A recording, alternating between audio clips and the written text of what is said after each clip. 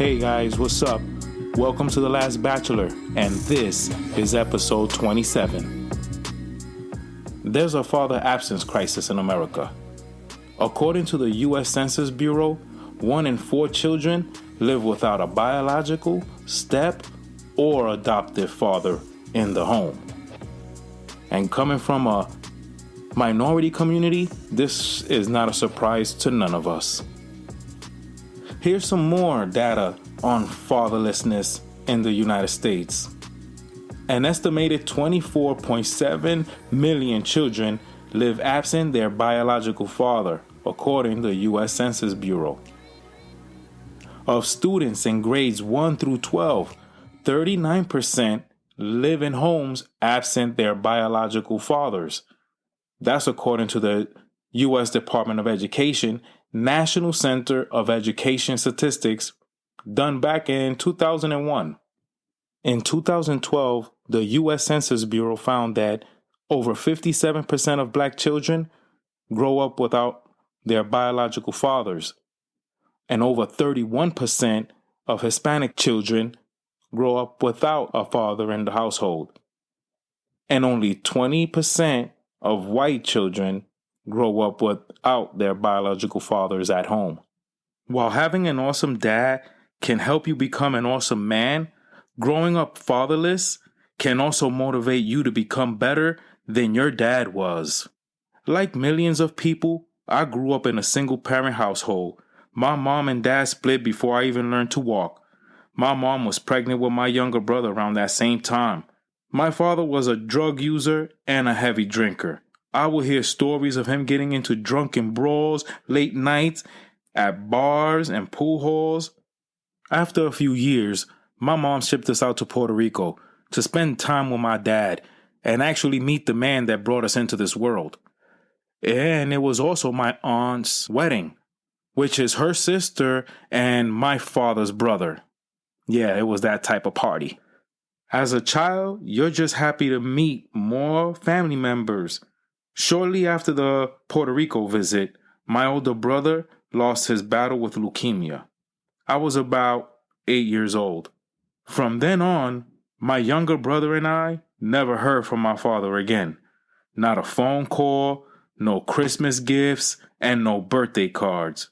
So for the majority of the crucial developmental time of our youth, we had no father. As we all know, or maybe have heard, growing up in a single-parent household means that the children are more likely to live close or at the poverty line, while the parent tries to make ends meet. This is very difficult for everyone, and growing up fatherless brings its own set of difficulties for young boys. My mother always encouraged us to grow into good men with every lesson she taught us. She was driven, educated, talented. She loved to sing, and she played the saxophone. She was a woman of God and one hell of a good cook. She never gave up, even when the odds were against her. In this episode, I felt the need to address some myths and miracles of being raised fatherless. If you do a quick Google search of boys raised without fathers, you'll quickly find yourself buried under a shitload of horrifying statistics. More likely to drop out of school, more likely to develop drug or alcohol problems, more likely to be incarcerated. The bad news goes on and on. One study went so far as to claim that fatherlessness permanently alters brain structure, causing higher levels of aggression and anger in children. Yeah. But in fact, juvenile delinquency and substance abuse are highest amongst children raised by parents in toxic marriages, meaning two-parent homes. A toxic relationship has been proven to create bigger behavioral issues among kids than if they were to grow up with just their mothers.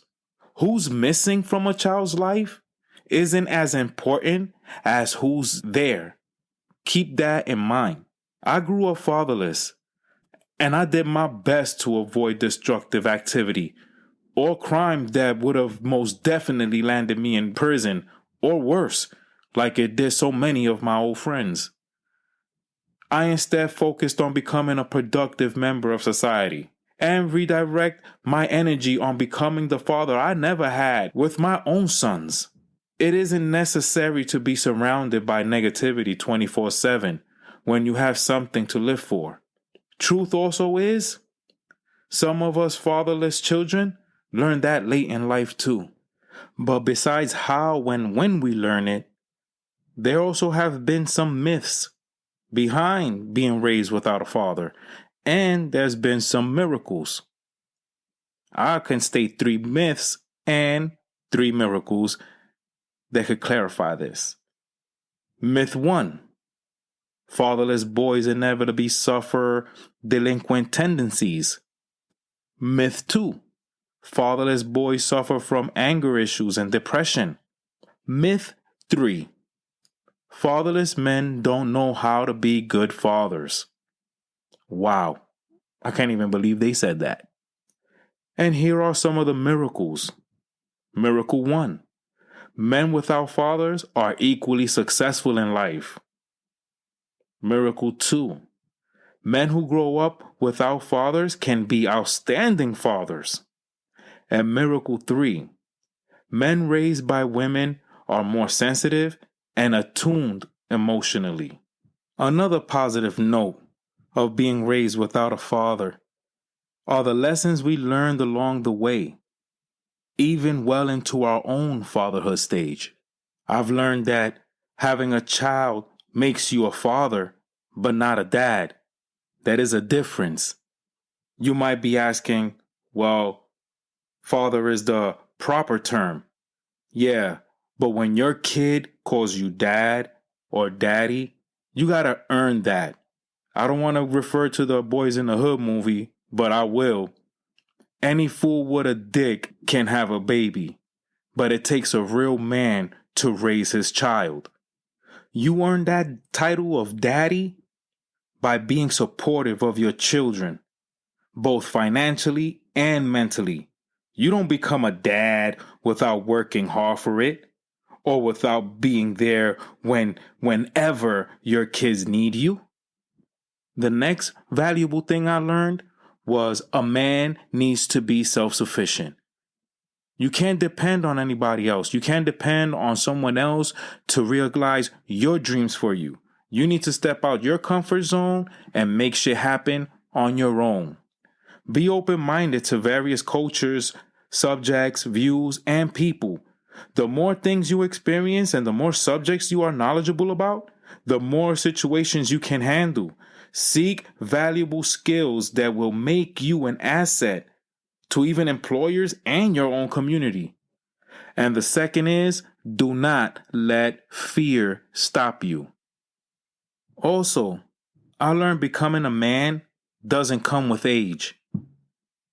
Though the law considers any male 18 and over as a man, a boy becomes a true man through experiences and by learning from those experiences. Sometimes this can take years past the age of 18 to happen.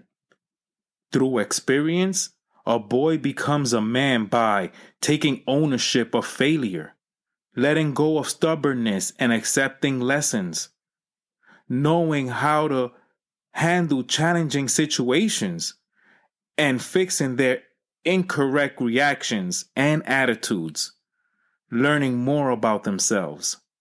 This is what a man does. Another thing I considered a benefit from growing up without a father is the fact that I got to blaze my own trail. And I was lucky enough to grow up with the type of mother I had, because the next lesson that I got from being raised by her was that mental strength is often more necessary than physical. And lastly, to me, the biggest lesson I learned from being raised without a father was that your father doesn't need to be your father figure. I grew up with horrible uncles that gave horrible examples, and I had a few uncles that were good uncles. They gave great examples. So I learned and picked up a lot from these men. And in my 40 years of growing living and learning, I did learn this. And this is something you learn by yourself. I learned what a man isn't, and I learned what a man is. A man isn't someone who runs from his responsibilities. A man isn't a person who makes excuses. A man isn't a person who strikes women. A man isn't selfish. A man isn't a man through age. A boy grows into a man through experience. And I learned what a man is. A man is someone who stands up for something they believe in, even when they're fearful. A man is a person who creates a new path. A man is open-minded. A man is a dad when he earns it. And for those out there that are interested to dive into more of the topic of fatherless fathers, I recommend to check out the documentary In a Perfect World.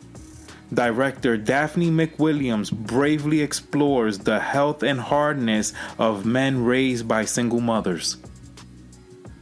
Before I let you guys go, I gotta give you a quote.